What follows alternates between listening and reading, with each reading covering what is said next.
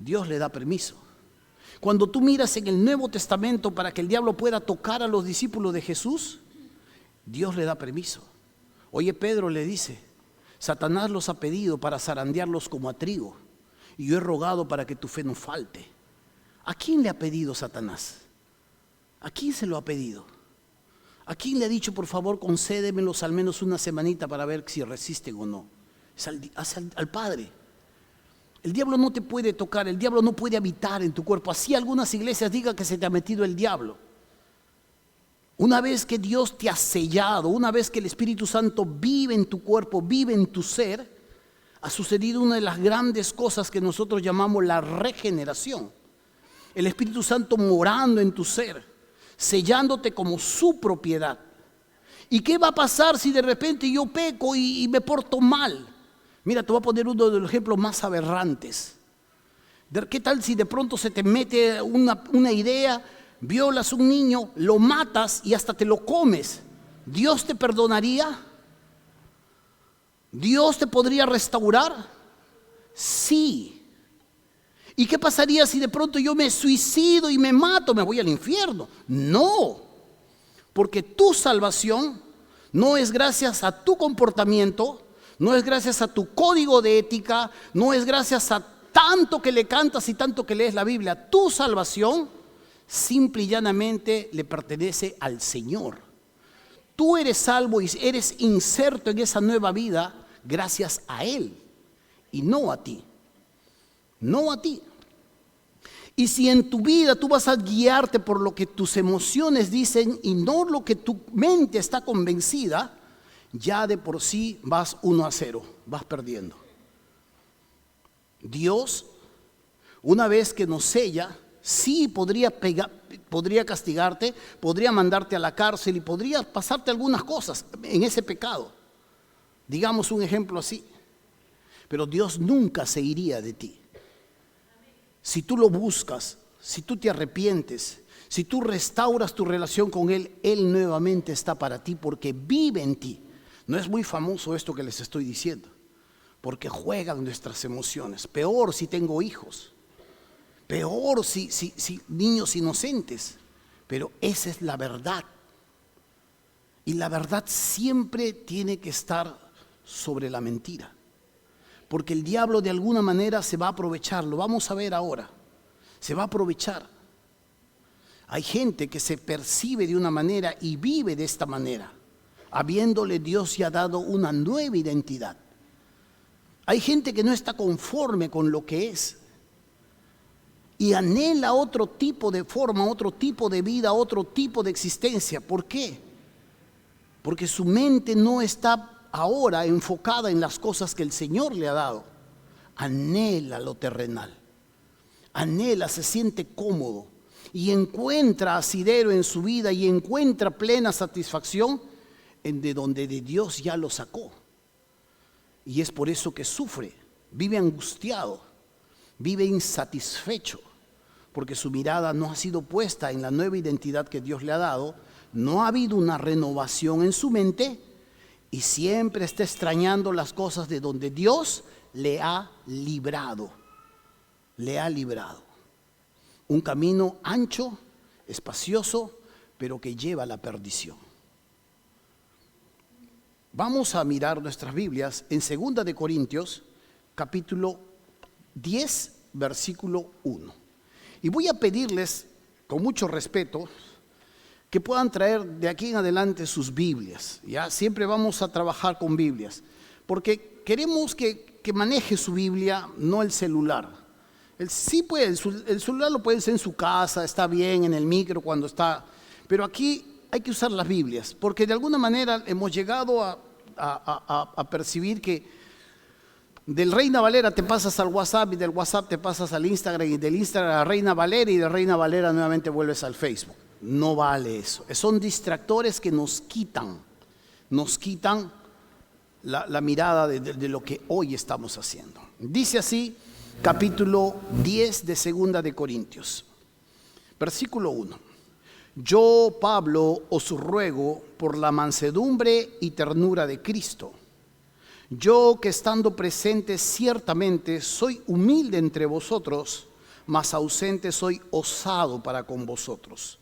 Ruego pues que cuando esté presente no tenga que usar de aquella osadía con que estoy dispuesto a proceder resueltamente contra algunos que nos tienen como si anduviésemos según la carne. Pausa.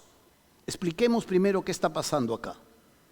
Hasta el capítulo 10 Pablo les ha hablado hermosamente a esta iglesia, porque en la primera carta que nosotros vimos, acuérdense cuando empezó la serie, en la primera carta estaban llenos de problemas y estaban divididos porque no se estaban manejando según la mente que Dios les había dado, sino según una mente carnal, natural, pleitista, la mente del ser humano que nace en este mundo.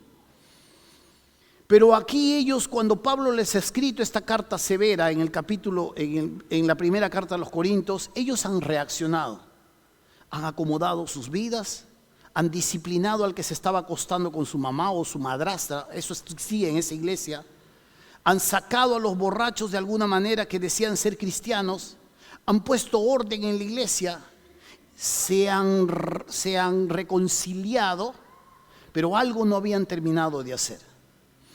Y Pablo en la segunda carta, en el capítulo 10, él va a escribirles y va a subir un poco el tono de voz. La segunda carta a los Corintios es una carta muy personal. Yo le reto que usted lo pueda leer de corrido, porque es una carta. Y cuando usted lee esta carta se va a dar cuenta cómo Pablo abre su corazón y se goza por ellos. Pero en el capítulo 10 cambia de tono. Y dice algo en el versículo 1, el versículo 2, de cómo él va a proceder frente a ellos. Porque está sucediendo algo que ellos todavía no han terminado de hacer. ¿Y cuál es? Sacar a los falsos maestros. Esta iglesia había sido abordada por falsos maestros. Esta iglesia había sido tomada por personas que creían en Jesús. Ojo, eran personas que creían en Jesús, pero que estaban añadiendo más cosas que anteriormente habían vivido. Recuerde esto. En el momento que vino el Espíritu Santo, no solo se convirtieron personas a los pies de Cristo, la gente normal, sino que también llegaron a creer personas que eran los fariseos, los sacerdotes. Y ellos en este momento creían que sí, pues hay que amar a Jesús, hay que creer en Él, pero también hay que circuncidarse. Hay que creer por fe en Jesucristo, pero también hay que lavarse las manos. Y hay que hacer la ceremonia del lavamiento para poder reencontrar salvación. Hay que ir y anunciar a Cristo. Sí, pero no, solo a los judíos, no a los gentiles. Y había un choque de cosmovisiones porque ellos pensaban de esta manera y habían entrado a la iglesia de Corintio y estaban desvirtuando el liderazgo del apóstol Pablo que se encontraba en otro lado, porque esta es una carta. Estaban, como se dice en el argot criollo, serruchándole el piso, dejándole sin autoridad y secuestrando ellos a la iglesia. Y usted lo puede ver aquí en el capítulo 11, en el versículo 20. Fíjese lo que ellos estaban haciendo. En el capítulo 11, versículo 20, se nos muestra algunas cosas que ellos hacían. Dice, pues toleráis si alguno os esclaviza, si alguno os devora, si alguno toma lo vuestro, si alguno se enaltece, si alguno os da de bofetadas. Prácticamente se nos dice hasta 5 características de lo que estos falsos maestros les estaban haciendo a los corintios: esclavizar, devorar, tomar lo vuestro, enaltecerse y encima agarrarlos a cachetadas. ¿Cuándo se ha visto una iglesia así? A la primera cachetada que yo le meto, usted me mete un cabezazo. Pero aquí en la iglesia de los Corintios estaba sucediendo eso.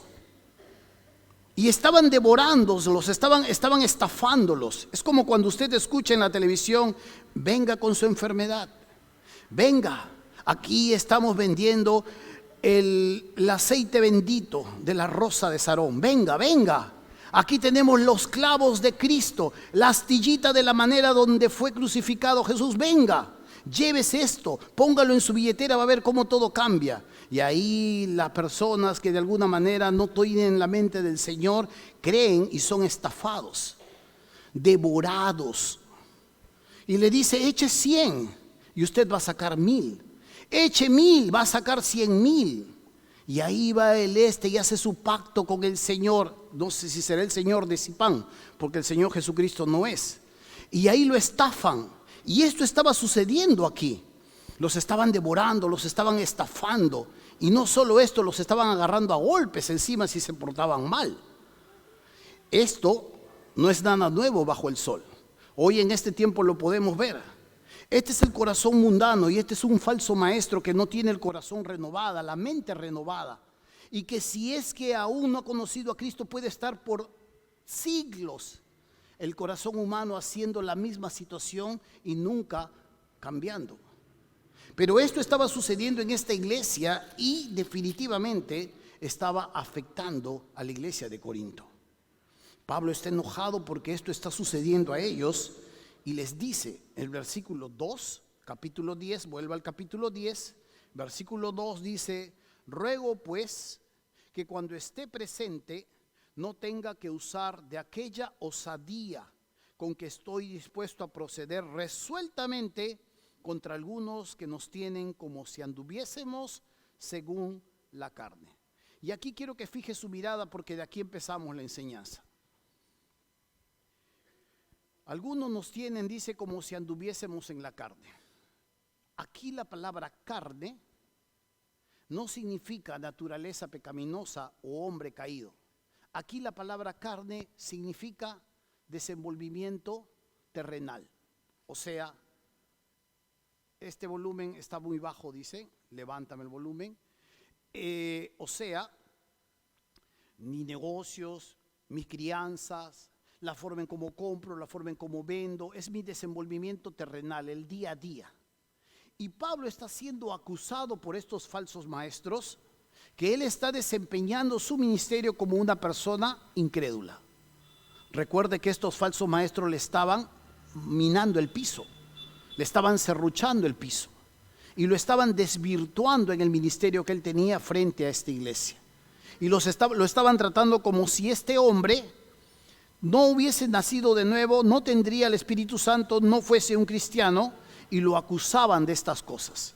Aquí es donde se nos muestra la gran realidad de lo que tiene que suceder en la mente de un hijo de Dios. Aquí se muestra la realidad de que la mente de un hijo de Dios tiene que ser renovada, porque esta es una verdad.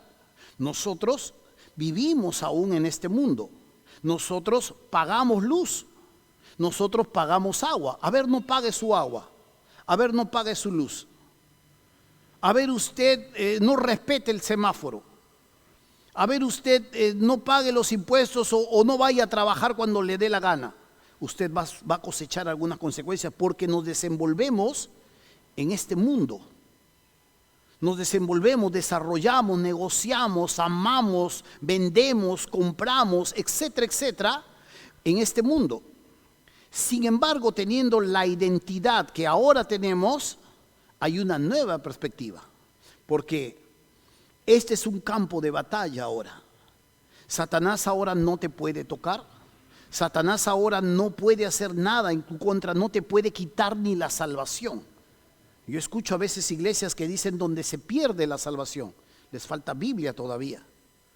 Satanás no puede quitarte nada, es una criatura desesperada, es una criatura derrotada. Y lo que sí puede hacer Satanás es quitarte ese gozo y esa convicción plena de que pase lo que pase, Dios tiene el control.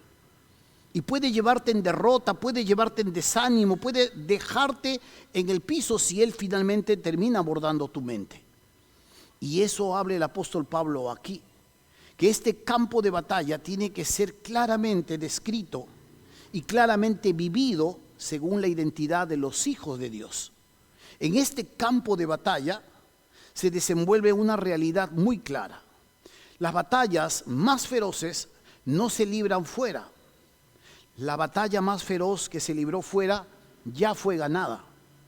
Mataron al hijo, la muerte no lo pudo detener, él ha resucitado, ha vencido a la muerte y la batalla ha sido ganada.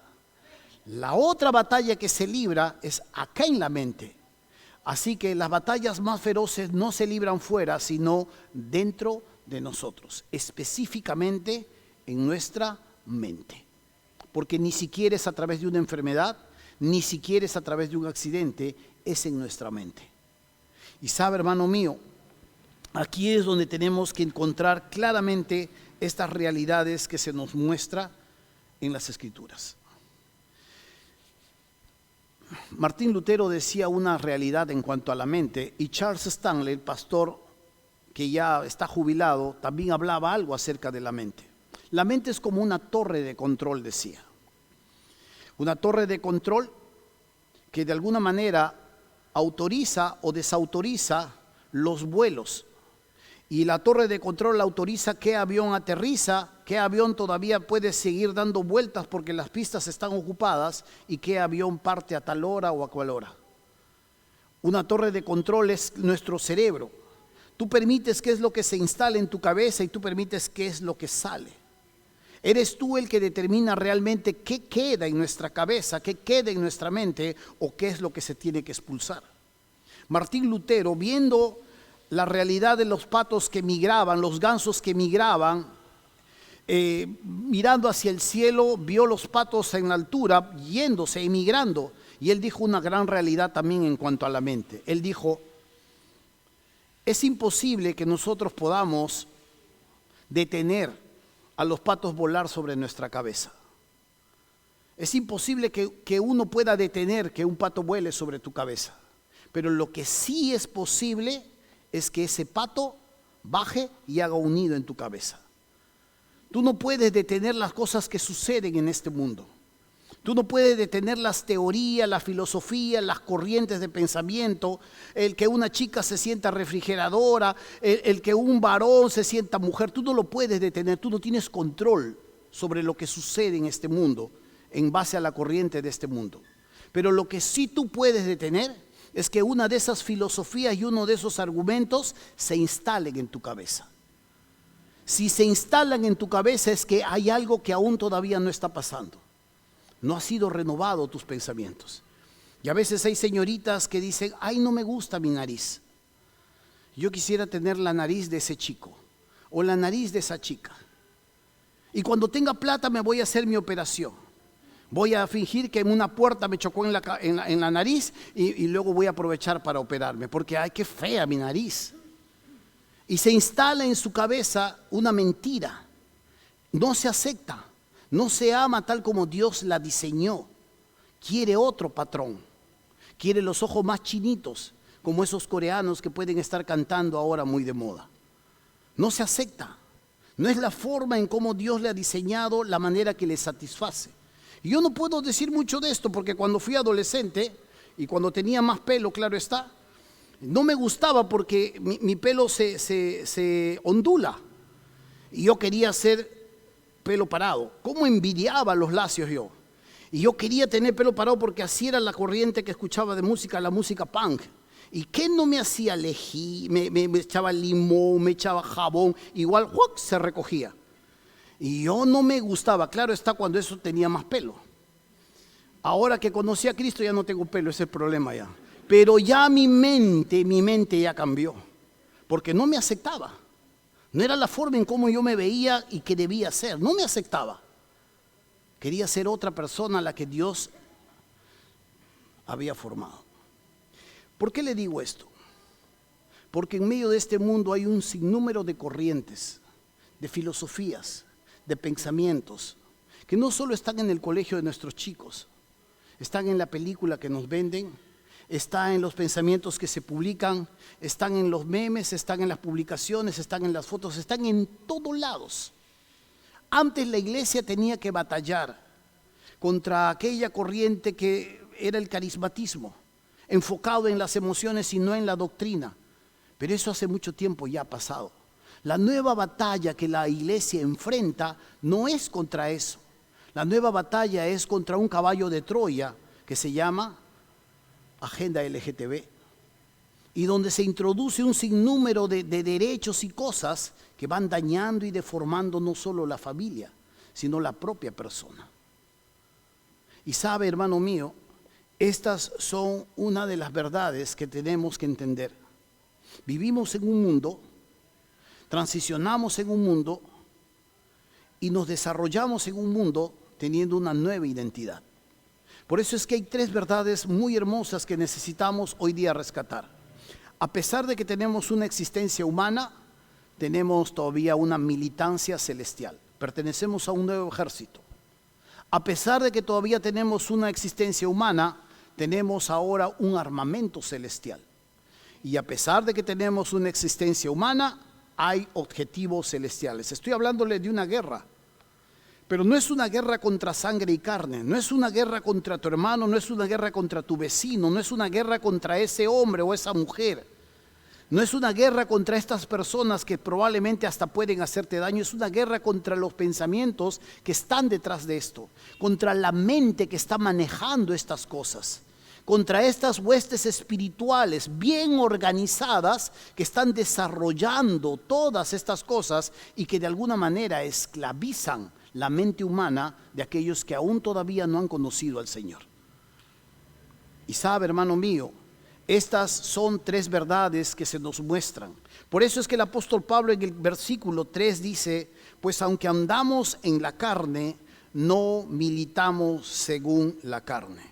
Aunque nosotros nos desarrollamos en la carne, aunque aún todavía tenemos una existencia humana, nuestra militancia, la filiación que nosotros tenemos es más bien celestial. Pertenezco a otro ejército. Antes mi papá era el diablo, ahora mi papá es Dios. Amén. Claro está, para aquellos que han conocido al Señor en sus vidas, para aquellos que arrepintiéndose de sus pecados le han invitado a entrar a su corazón. Ojo, porque aquí siempre tenemos que aclarar. Una cosa es conocer acerca de Cristo y saber mucho acerca de Cristo, y otra cosa es tener una relación con Cristo. Son dos cosas diametralmente distintas. Yo puedo conocer mucho de Cristo, pero otra cosa es yo tener una relación con Cristo. Y aquí es donde tenemos que hacer un alto. Aquí tenemos que hacer una pausa. ¿Quién es Cristo para usted? ¿Es una persona? ¿Es el flaco bueno? ¿Es la persona que de alguna manera es chévere? ¿O como lo veían algunos líderes políticos, es el mejor socialista que ha existido sobre la tierra? ¿Quién es? ¿Sostiene una relación contigo?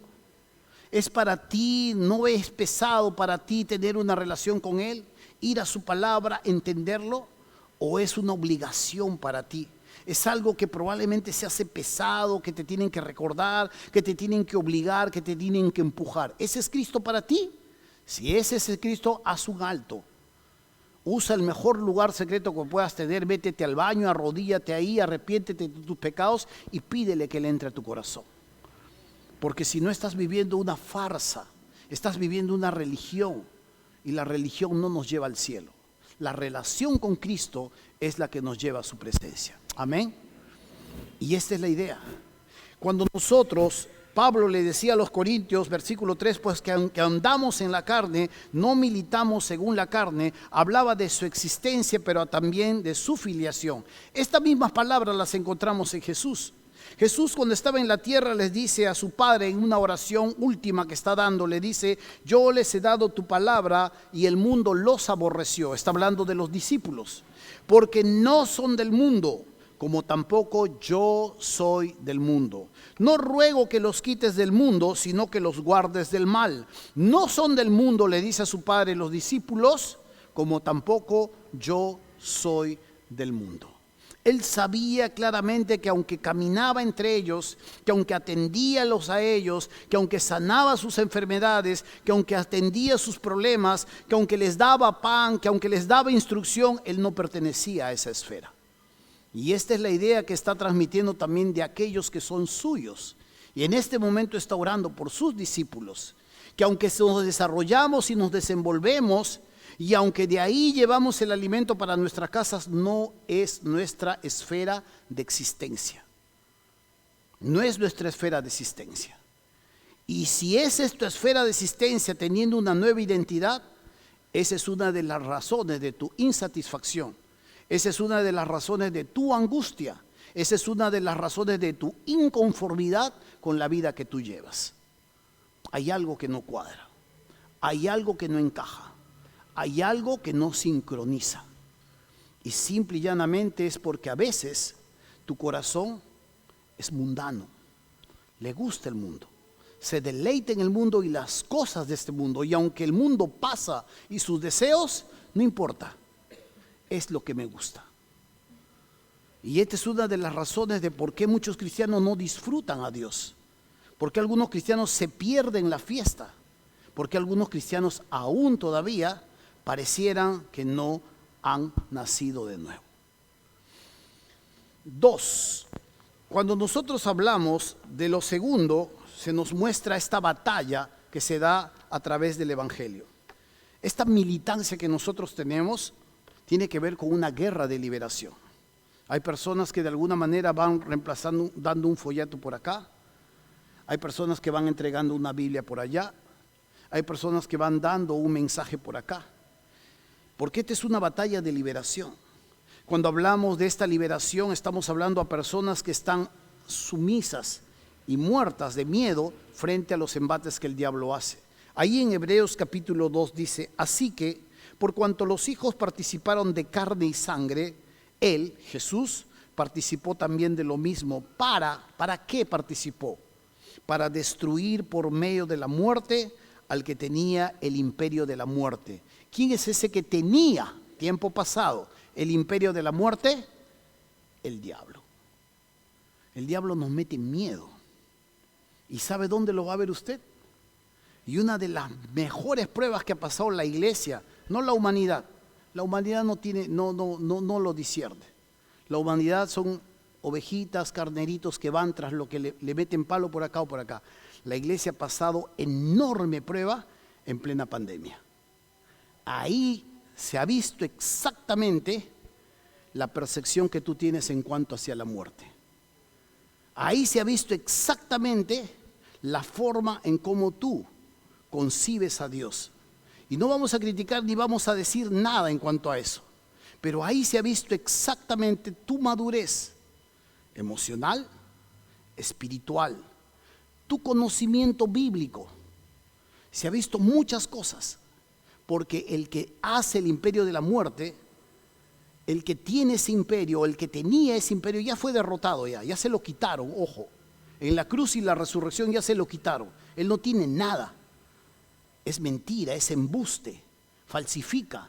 Así como en la Edad Media la peste negra, igualito en estos tiempos se van repitiendo siempre sus mismas estrategias. Usa, asusta, engatusa, intimida, abochorna a la gente, le confronta con su temor, porque ese tiene ese imperio de la muerte. Y la gente le tiene miedo a la muerte. Le tiene miedo a la muerte. Morir es finalmente pasar a la presencia del Señor, la vida verdadera, el Zoe. Yo he venido para que tengan vida y vida en abundancia.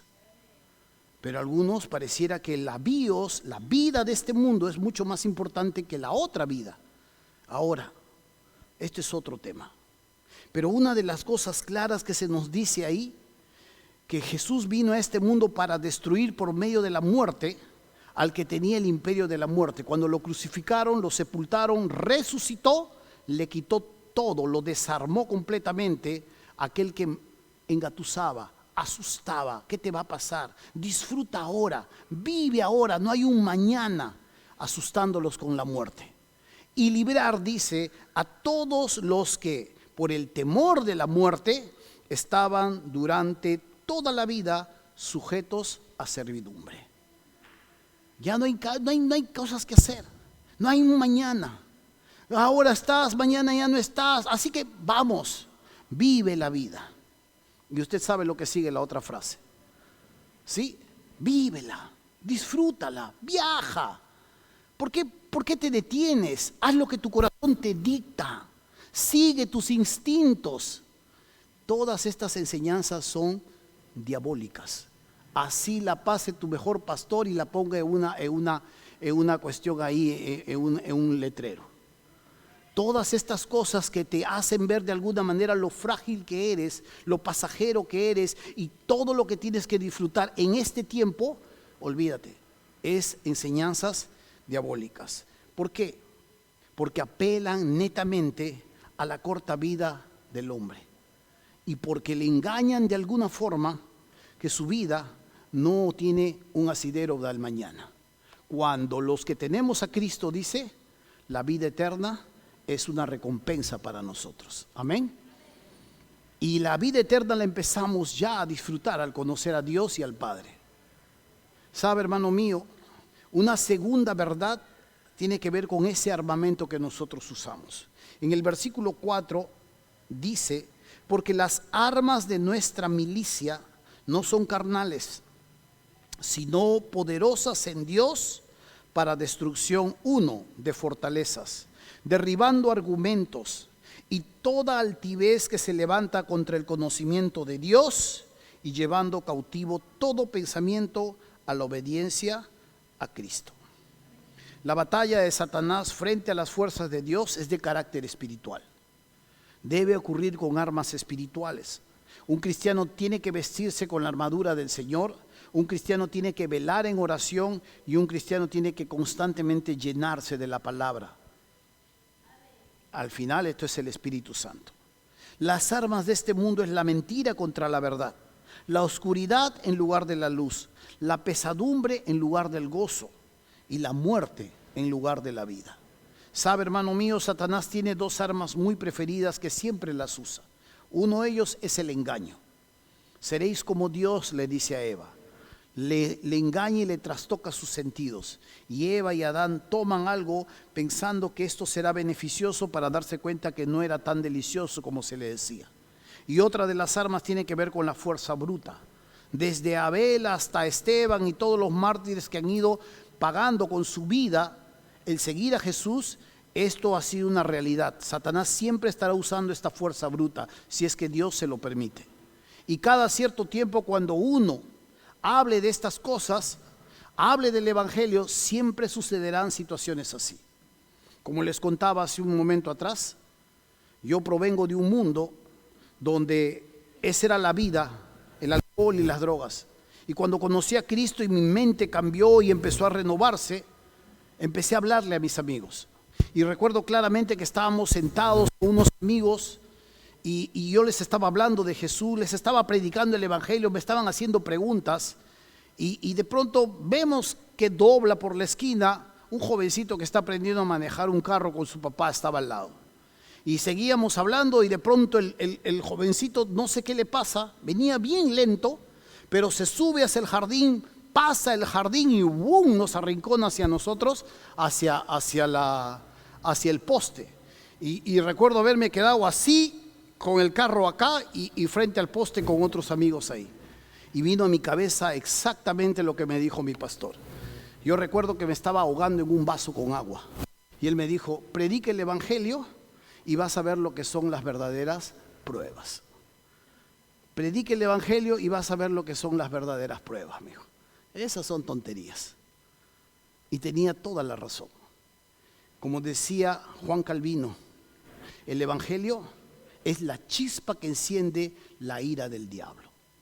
Predique el Evangelio y te vas a dar cuenta realmente lo que son las pruebas.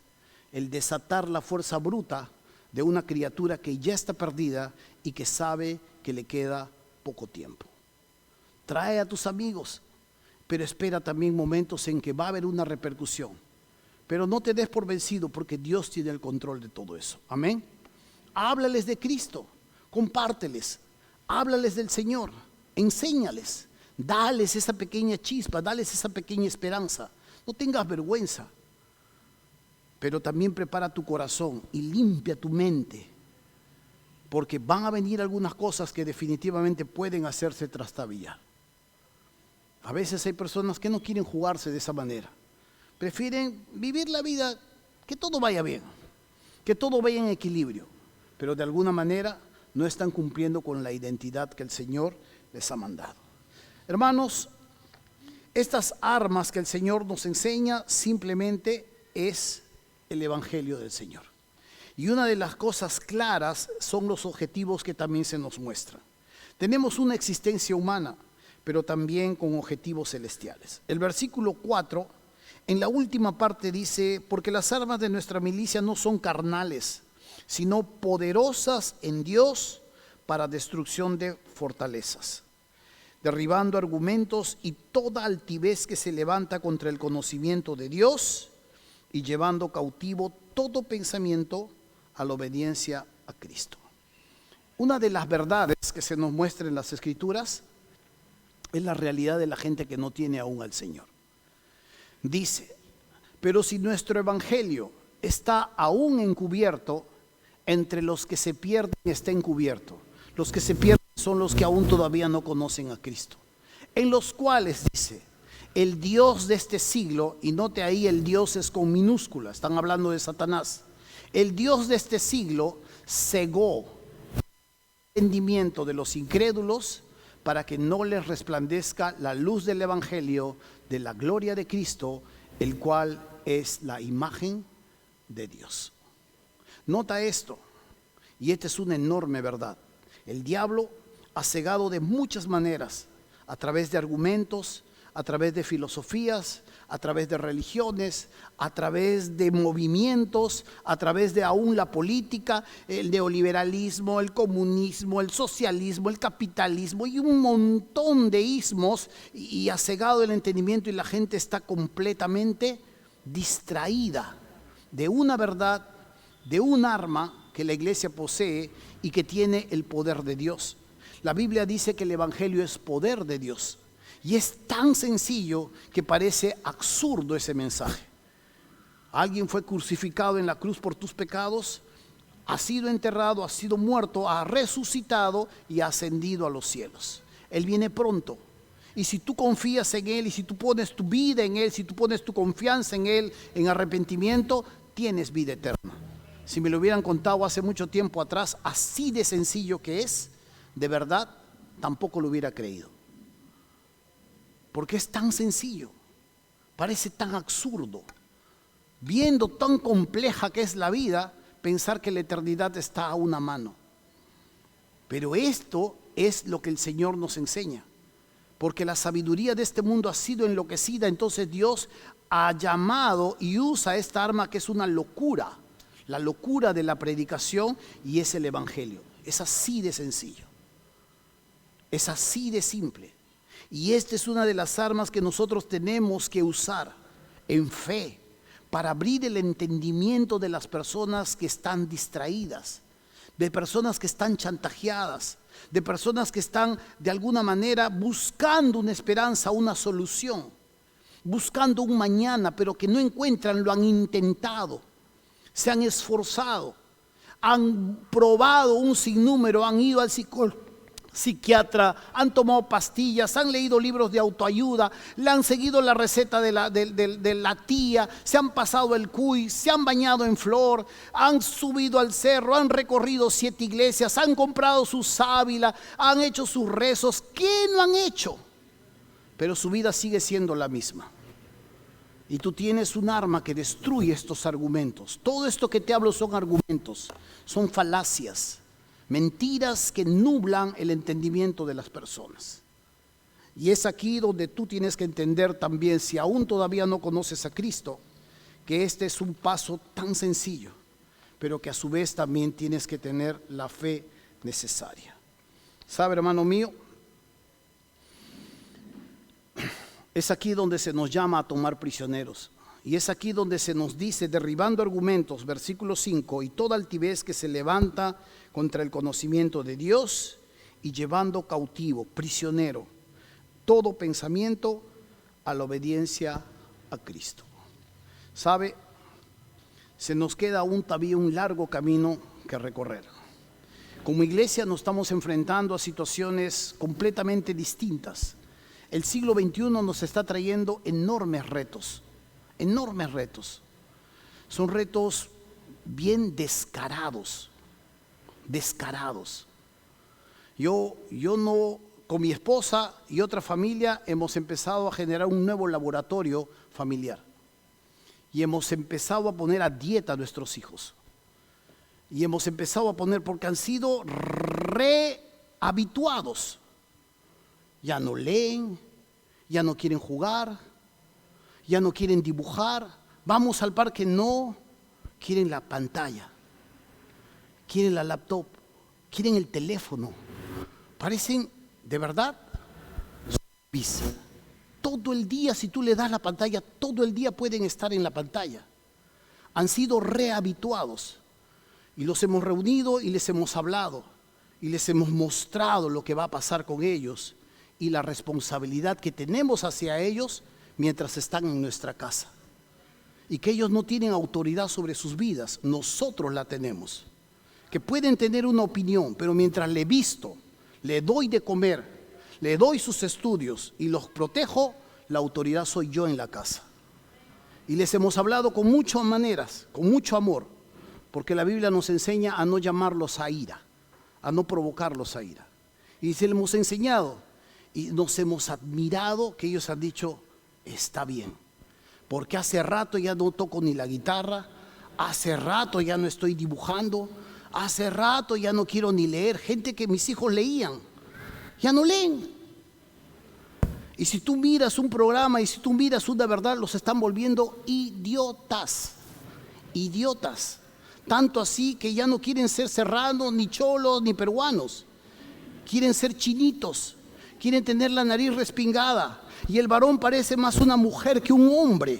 Quieren ser andróginos. Y es muy de moda la bisexualidad. Y al hombre lo hacen débil y a la mujer fuerte. La empoderan. Y al hombre como un tonto. Lo atacan, lo persiguen. Ya no es el protector. ¿Qué es ahora? Y esta es una de las enormes realidades que aún sus hijos deben estar viviendo.